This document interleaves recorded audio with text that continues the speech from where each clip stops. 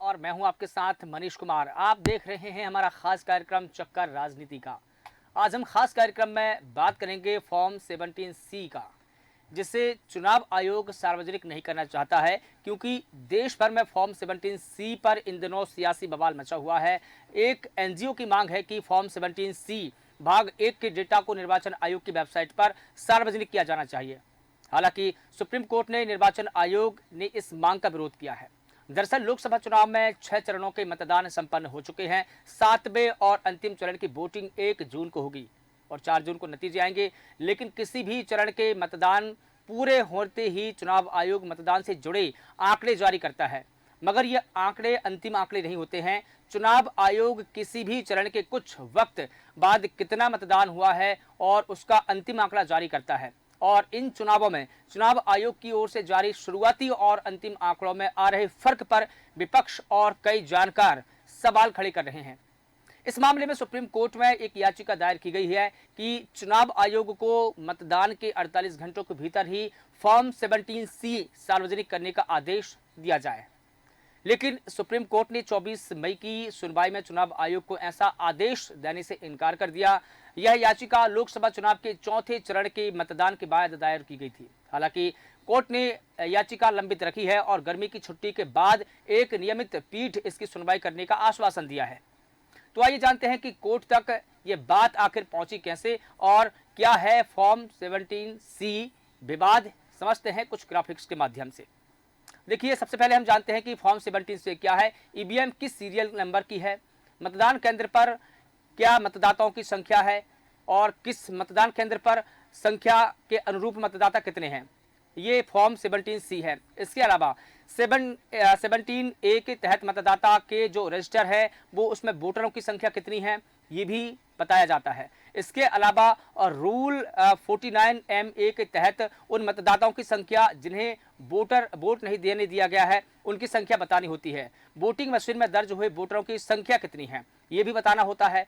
इसके अलावा ballot papers की संख्या क्या है, ये भी बताना होता है। ये सारे काम चुनाव आयोग के हैं, जिसे 17C कहा जा रहा है। इसके अलावा 6 पोलिंग एजेंट्स के हस्ताक्षर होना जरूरी है, जिसमें तमाम सियासी दलों के एजेंट्स होते हैं। और इसके अलावा चुनाव के अधिकारी, इनके भी हस्ताक्षर होने जरूरी है। और ईवीएम किस सीरियल नंबर की है, ये तमाम जानकारी 17C के माध्यम से दी जाती है। मतदान केंद्र पर मतदाताओं की संख्या कितनी है, इसी फॉर्म के जरिए बताते हैं। और इसी फॉर्म का एक अगला हिस्सा भी होता है जिसके अंतर्गत ये तमाम जानकारी देनी होती है। देखिए, अगला हिस्सा ये होता है कि जिसे मतगणना वाले दिन इस्तेमाल किया जाता है।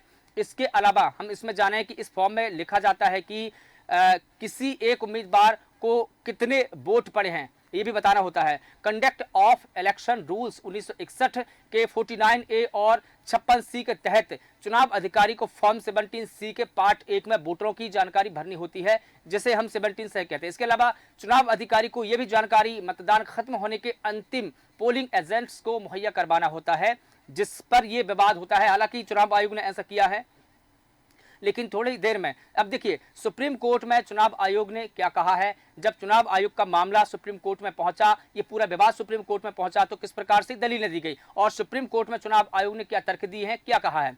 एसोसिएशन फॉर डेमोक्रेटिक रिफॉर्म्स यानी कि ADR ने अपनी याचिका में मांग की थी कि चुनाव आयोग मतदान के 48 घंटे के अंदर हर पोलिंग बूथ पर डाले गए वोटों की संख्या यानी कि आंकड़ा जारी किया जाए। ADR ने अपनी याचिका में फॉर्म 17C की स्कैन की हुई कॉपी भी चुनाव आयोग की वेबसाइट पर अपलोड करने की डिमांड की है, यानी कि मांग की है। 17 मई को सुप्रीम कोर्ट में चुनाव आयोग ने इस मसले में जवाब देने के लिए कहा था। 22 मई को चुनाव आयोग ने सुप्रीम कोर्ट में हलफनामा दायर करके जवाब दिया। चुनाव आयोग ने कहा कि वेबसाइट पर हर मतदान केंद्र के मतदान का आंकड़ा सार्वजनिक करने से चुनाव मशीनरी में भ्रम की स्थिति पैदा हो जाएगी। ये मशीनरी पहले ही लोकसभा चुनावों के लिए काम कर रही है। विपक्षी दलों की ओर से मतदान प्रतिशत की जो जानकारी देरी से दिए गए जाने पर भी सवाल उठाए थे। चुनाव आयोग ने ऐसे आरोपों को भी खारिज कर दिया। आयोग का कहना है कि फॉर्म 17C को न दिए जाने के बारे में उन्होंने एक दलील और दी कि पूरी जानकारी देना और फॉर्म 17C को सार्वजनिक करना वैधानिक फ्रेमवर्क का हिस्सा नहीं है। तो किसका हिस्सा है, ये भी चुनाव आयोग को बताना चाहिए था। देखिए, इससे पूरे चुनावी क्षेत्र में गड़बड़ी हो सकती है। ये तर्क, ये चुनाव आयोग ने सुप्रीम कोर्ट में दी है, जो आपको मैं बता रहा हूं। और इन आंकड़ों की तस्वीरों को मार्क यानी कि छेड़छाड़ किया जा सकता है। चुनाव आयोग ने कितनी ही मासूमियत से ये कह दिया कि चुनाव आयोग के आंकड़ों से छेड़छाड़ की जा सकती है, तस्वीरों से छेड़छाड़ की जा सकती है, यानी कि जो डेटा चुनाव आयोग जारी करेगा उसमें गड़बड़ी की संभावना भी है। देखिए, कुछ ग्राफिक्स के माध्यम से समझाना चाहूंगा। चुनाव आयोग ने सुप्रीम कोर्ट को फॉर्म 17C को सार्वजनिक करने का विरोध किया। सुप्रीम कोर्ट में चुनाव आयोग का तर्क है कि 17C को सार्वजनिक किए जाने की सुरक्षा के लिहाज से ये ठीक नहीं है। कौन सी सुरक्षा की बात यहाँ पर की जा रही है? इसके अलावा देखिए, चुनाव आयोग ने कहा कि नियमों के अनुरूप फॉर्म 17C को केवल मतदान एजेंट को ही दिया जाना चाहिए। नियम किसी भी अन्य व्यक्ति या संस्था को फॉर्म 17C देने की अनुमति नहीं देते हैं। ये तर्क दिए है चुनाव आयोग ने सुप्रीम कोर्ट में। इसके अलावा फॉर्म 17C का सार्वजनिक रूप से खुलासा करना ठीक नहीं है, ये चुनाव आयोग की दलील है जो कि सुप्रीम कोर्ट में दी गई है। सुप्रीम कोर्ट में चुनाव आयोग ने बताया कि फॉर्म 17C मतदान का एक रिकॉर्ड उसको वेबसाइट पर अपलोड करने से गड़बड़ी हो सकती है और इसमें छेड़छाड़ की भी संभावना है, ये भी चुनाव आयोग का कहना है, और जिससे जनता के बीच में अविश्वास पैदा हो सकता है।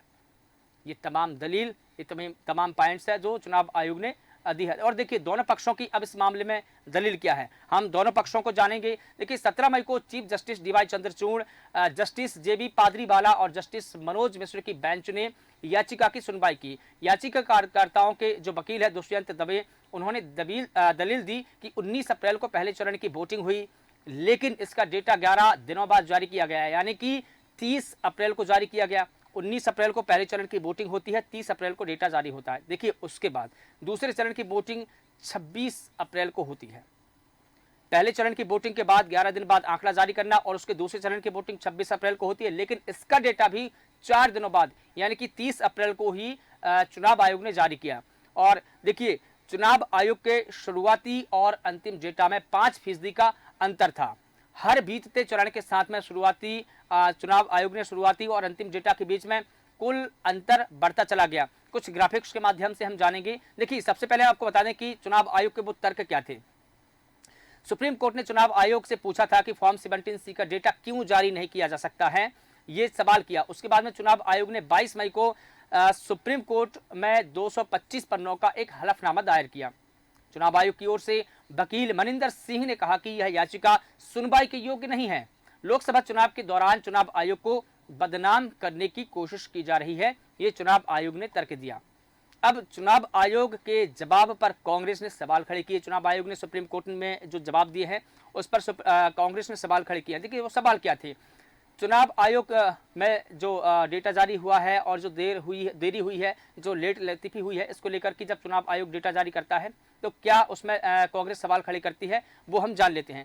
चुनाव आयोग की ओर से जारी किए जा रहे आंकड़ों के अंतर पर कांग्रेस के महासचिव जयराम रमेश ने भी सवाल खड़े किए हैं। जयराम रमेश ने एक ट्वीट के माध्यम से लिखा कि कुल मिलाकर 1,07,00,000 के इस अंतर के हिसाब से प्रत्येक लोकसभा सीट पर 28,000 की वृद्धि होती है, जो कि बहुत बड़ा नंबर है। और यह अंतर उन राज्यों में सर्वाधिक है जहां बीजेपी को अच्छी खासी सीटों के नुकसान होने की गुंजाइश यानी कि संभावना है। आखिर यह क्या हो रहा है? कांग्रेस नेता और वरिष्ठ वकील अभिषेक मनु सिंघवी ने 23 मई को प्रेस कॉन्फ्रेंस की। सिंघवी ने कहा कि चुनाव आयोग ने जो जवाब दिया है वो अजीबोगरीब है और एक नए तरह का कुतर्क है। चुनाव आयोग का यह जवाब सिर्फ बचने की प्रक्रिया है, जबकि यही आंकड़ा कोई भी चुनाव आयोग को पैसे चुकाकर लिया जा सकता है। सिंघवी बोले, ये दुर्भाग्यपूर्ण है और दिखाता है कि चुनाव आयोग का झुकाव एक तरफा है। चुनाव आयोग का कहना है कि डेटा के साथ में छेड़छाड़ होगी, कोई फोटो मार्क कर सकता है तो फिर ऐसे कोई भी डेटा अपलोड नहीं किया जा सकता। हाल ही में पीएम मोदी ने एक निजी चैनल से बातचीत में चुनाव आयोग के देरी से आंकड़े जारी करने पर बात की थी। प्रधानमंत्री मोदी ने कहा था कि अब जाकर चुनाव आयोग पूरी तरीके से पूर्ण रूप से स्वतंत्र बना है। पीएम मोदी ने कांग्रेस की सरकार के दौरान हो रहे चुनाव आयुक्तों की कांग्रेस की विचारधारा को अभी तक समर्थन देने की बात भी कही थी। और अब इस मामले में कोर्ट का फैसला क्या कुछ है वो ग्राफिक्स के माध्यम से हम समझेंगे कि कोर्ट ने क्या फैसला दिया। सबसे पहले देखिए, 24 मई को जस्टिस दीपांकर दत्त और जस्टिस सतीश चंद्र शर्मा की अवकाशकालीन बेंच की में इस मामले की सुनवाई हुई है। कोर्ट ने कहा कि याचिकाकर्ताओं के वकील दबे से कहा कि उन्होंने यह याचिका सही समय और समय की मांग के अनुरूप है और कोर्ट ने इस चरण में आंतरिक राहत देने के इच्छुक नहीं है। ये सुप्रीम कोर्ट की उस वक्त टिप्पणी थी। कोर्ट ने कहा कि अभी देश में चुनाव चल रहे हैं और इसके अलावा उन्होंने कहा कि इस चरण में ये कैसे संभव हो सकता है और ऐसे में वे कोई भी आदेश जारी नहीं करेंगे क्योंकि ये अब चुनाव के जो रूल्स है उनके अनुरूप नहीं होंगे। हालांकि कोर्ट ने याचिका खारिज नहीं की है और उन्होंने ये कहा कि गर्मियों की छुट्टी के बाद में एक नियमित पीठ इस मामले की सुनवाई करेगी, यानी कि जब चुनाव बीत जाएंगे तब इस मामले में सुनवाई होगी। कोर्ट ने यह भी कहा कि चुनाव के बीच में हस्तक्षेप नहीं किया जा सकता है। अब तमाम दलीलें हैं, हमें अथॉरिटी पर थोड़ा भरोसा रखना चाहिए, ये भी सुप्रीम कोर्ट ने कहा। जो अथॉरिटी की तरफ से आंकड़े जारी हो रहे हैं उस पर भरोसा रखना सभी की जिम्मेदारी है, सुप्रीम कोर्ट की तरफ से कहा गया है। चुनाव आयोग द्वारा पहले और दूसरे चरण के वोटिंग के आंकड़े जारी करने के कारण ये सवाल उठे हैं। देखिए किस प्रकार से पहले चरण की वोटिंग 19 अप्रैल को होती है, 30 अप्रैल को डेटा जारी किया जाता है। दूसरे चरण की वोटिंग 26 अप्रैल को होती है, लेकिन 30 अप्रैल को डेटा जारी किया जाता है। जो 11 दिन का जो फासला था और जो 4 दिन का फासला है, जो फासला लंबा हुआ है 11 दिन का, इस पर सबसे पहले सवाल खड़े किए गए हैं। लेकिन जो दूसरे चरण की जो वोटिंग हुई और 4 दिन बाद जो डेटा जारी किया गया, इस पर भी सवाल खड़े किए। पहले चरण का डेटा जारी करने में 10 दिन की देरी हुई और अगले 3 चरणों की डाटा में 4-4 दिन की देरी होती है। 5वें चरण का डेटा वोटिंग के 3 दिन बाद गुरुवार को जारी किया जाता है और इसी वजह से विपक्ष के नेताओं ने चुनाव आयोग से इस डेटा को मतदान के 48 घंटे के भीतर जारी करने की मांग की है। कांग्रेस ने कहा कि वोटिंग के रियल टाइम और अंतिम आंकड़े से जुड़े कुछ प्रश्न अनुत्तरित है और इसका चुनाव आयोग को जवाब देना चाहिए।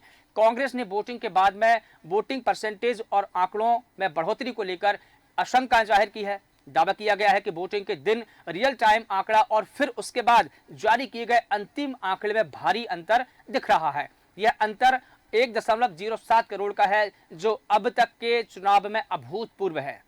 चुनावी इतिहास में मतदान के दिन और इसके बाद जारी अंतिम आंकड़े में इतना बड़ा अंतर कभी देखने को नहीं मिला है, नहीं रहा है। यह कैसे बढ़ा, आइए जानते हैं कि चुनाव आयोग ने रियल टाइम में जारी किए गए आंकड़े और बाद में जारी किए गए आंकड़ों में कितना फर्क है, कितना फासला है। कुछ ग्राफिक्स के माध्यम से समझाने की कोशिश करता हूं। देखिए वोटिंग के आंकड़ों में कितना अंतर है ये बताने की कोशिश करूंगा। पहले चरण की वोटिंग होती है 19 अप्रैल को, उस दिन 60% वोटिंग होती है बताया जाता है। 30 अप्रैल को इसका फाइनल डेटा जारी होता है, उस दिन बताया जाता है कि 66.1% वोटिंग हुई है। ये पहले चरण का डेटा था। अब देखिए पहले चरण की वोटिंग 19 अप्रैल को, 30 अप्रैल को इसका डेटा जारी होता है। पहले बताया जाता है कि 60% वोटिंग हुई है और 30 अप्रैल को बताया जाता है कि 66.1% वोटिंग हुई है। ये पहला चरण है, यानी कि 30 अप्रैल को जो डेटा जारी होता है उसमें 6% की बढ़ोतरी हो जाती है। ग्राफिक्स के माध्यम से आपसे समझाना चाहूंगा और इसी पर विपक्ष ने सवाल खड़े किए हैं। इसके अलावा देखिए अब दूसरे चरण की बात करूंगा। दूसरा चरण की जो वोटिंग होती है वो 26 अप्रैल को वोटिंग होती है। 26 अप्रैल को बताया जाता है कि 61% वोटिंग होती है और 30 अप्रैल को इसका फाइनल डेटा चुनाव आयोग द्वारा जारी किया जाता है। उस वक्त देखिए 66.7% वोटिंग होती है। मैं ग्राफिक्स के माध्यम से आपको समझाना चाहूंगा, लेकिन इसमें भी बढ़ोतरी हुई है जो आप टेलीविजन स्क्रीन पर जो ग्राफिक्स देख पा रहे हैं। इसके अलावा देखिए मैं आपको बता दूं कि जब 26 अप्रैल को वोटिंग हुई उस दिन 61% मतदान हुआ। जब 30 अप्रैल को फाइनल डेटा जारी हुआ तो 66.7% यहाँ पर चुनाव आयोग डेटा जारी करता है, यानी कि यहाँ भी देखिए कम से कम नहीं तो 5% की बढ़ोतरी होती है, जिस पर सवाल खड़े हैं। अब मैं बात करूंगा तीसरे चरण की। देखिए तीसरे चरण की जो वोटिंग है वो 7 मई को हुई। 7 मई को बताया गया कि 61.45% वोटिंग हुई, लेकिन 7 मई के बाद में 11 मई को फाइनल डेटा जारी होता है, जब बताया जाता है कि 65.68% वोटिंग हुई है। जो ग्राफिक्स के माध्यम से मैं आपको समझाने की कोशिश कर रहा हूं कि देखिए 4 दिन बाद 7 मई को तीसरे चरण की वोटिंग होती है, लेकिन जो फाइनल डेटा है वो 11 मई को जारी किया जाता है और उस दिन बताया जाता है कि 65.68% वोटिंग हुई है। अब देखिए चौथे चरण की वोटिंग 13 मई को होती है और वोटिंग का दिन उस दिन बताया जाता है कि 67.25% यहाँ पर वोटिंग हुई है, लेकिन जो उसका जो फाइनल डेटा है 17 मई को जारी किया जाता है और उस दिन बताया जाता है कि 69.16% वोटिंग हुई है। देखिए चौथे चरण की जो वोटिंग 13 मई को हुई और 17 मई को वहां फाइनल डेटा जारी किया गया है। जैसा कि आप देख पा रहे हैं 17 मई को यह बताया जाता है कि 69.1% वोटिंग, यानी कि देखिए यहां भी वोटिंग परसेंट में बढ़ोतरी हुई है, जिस पर विपक्ष ने सवाल खड़े किए हैं। अब पांचवें चरण का मैं आपको बताने जा रहा हूं कि पांचवें चरण की वोटिंग 20 मई को होती है। उस दिन यह बताया जाता है चुनाव आयोग की तरफ से कि 60% वोट हुई है और 23 मई को फाइनल डेटा जारी किया जाता है। उस दिन बताया जाता है कि 62.2% वोटिंग होती है, यानी कि 20 मई को जब वोटिंग होती है पांचवें चरण की और 23 मई को फाइनल डेटा जारी किया जाता है और उस वक्त बताया जाता है देखिए कि यहाँ पर जो है 62.2% वोटिंग हुई है। यहाँ भी वोटिंग परसेंट में बढ़ोतरी है और इन्हीं तमाम वजहों को लेकर की विपक्ष ने सवाल खड़े किए हैं, जो ग्राफिक्स के माध्यम से मैं डेटा समझाने की कोशिश कर रहा हूँ। अब देखिए, छठवें चरण की मैं बात करूंगा। छठवें चरण की जो वोटिंग है वो 25 मई को होती है और उस दिन बताया जाता है कि 61.20% यानी कि 20% वोटिंग हुई है। लेकिन उसके अगले दिन यानी कि 26 मई को फाइनल डेटा जारी किया जाता है दोपहर के समय और उस वक्त बताया जाता है कि 63.36 यानी कि 3% वोटिंग हुई है। अब देखिए, छठवें चरण की जो वोटिंग थी 25 मई को हुई, 61.20% वोटिंग हुई, लेकिन 26 मई को जो डेटा जारी किया जाता है उसमें बताया जाता है कि 63.36% वोटिंग हुई है। तो तमाम जो डेटा है, वोटिंग परसेंट है, मैंने आपको बताने की कोशिश की ग्राफिक्स के माध्यम से और इन्हीं डेटा पर सवाल खड़े किए जा रहे हैं विपक्ष की ओर से और तमाम जो जानकार है, राजनीतिक विश्लेषक है, वो कहते हैं। अब देखिए, वोटिंग खत्म होने और फाइनल आंकड़े प्रकाशित होने में देरी की वजह से भी प्रक्रिया पर उठ रहे सवालों पर जानकार बताते हैं कि पहले वोटिंग खत्म होने के 24 घंटे के भीतर फाइनल डेटा प्रकाशित किए जाते रहे हैं और ये साल चुनाव के जितने भी पिछले चुनाव हुए हैं और साल दर साल जो वोटिंग का परसेंट है वो 24 घंटे के अंदर चुनाव आयोग हमेशा की तरह प्रकाशित करता रहा है। लेकिन इस बार जो देरी हुई है उस पर सवाल खड़े किए गए हैं। लेकिन इस बार पहले फेज में 11 दिन, दूसरे फेज में चौथे दिन और फिर 4-4 दिन की देरी, तो इसमें सवाल खड़े हुए। 2019 के लोकसभा चुनाव तक मतदान का एक सटीक नंबर जारी किया जाता रहा है, लेकिन इस बार आयोग की ओर से मतदान प्रतिशत बताया जा रहा है जिसमें भी लोगों में संदेह पैदा कर रहा है। रिपोर्ट के मुताबिक चुनाव आयोग का कहना है कि शुरुआती आंकड़ा एक पारंपरिक अनुमान होता है जो बदलता रहता है। चुनाव आयोग के अधिकारियों का यह भी कहना है कि बढ़े हुए अंतिम आंकड़ों का मतलब ये नहीं है कि वोटिंग खत्म होने के बाद भी वोट डाले गए थे। ऐसा इसलिए भी हो सकता है क्योंकि रिटर्निंग अधिकारी यानी कि जो निर्वाचन अधिकारी होते हैं उन्होंने अपडेट किया गया डेटा देरी से भेजा हो, ये भी एक कारण हो सकता है।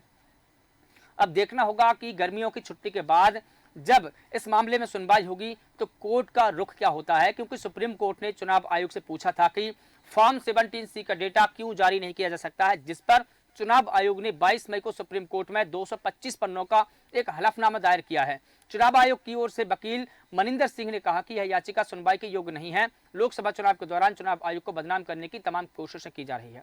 अब देखना होगा कि जब गर्मी के बाद जब इस पर कोर्ट बैठेगा और जब इस पर सुनवाई होगी तो क्या कोर्ट का रुख रहता है और चुनाव आयोग को किस प्रकार से निर्देशित किया जाता है, फिलहाल ये देखना होगा। और इसी के साथ देखिए, देश न्यूज के इस खास कार्यक्रम चक्कर राजनीति के बस इतना ही। मुझे दीजिए इजाजत और आप लगातार बने रहिए देश न्यूज के साथ। नमस्कार।